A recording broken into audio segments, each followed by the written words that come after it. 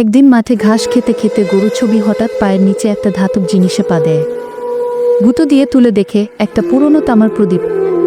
কৌতূহলবশত সে জিভ দিয়ে একটু চেটে দেয়।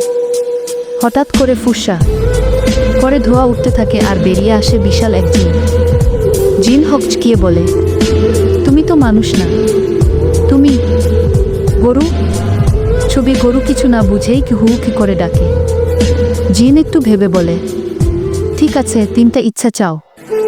গরু হলেও নিয়ম তো নিয়ম। ছবি প্রথম ইচ্ছায় চায় সবচেয়ে নরম ঘাস আর ঠান্ডা জল।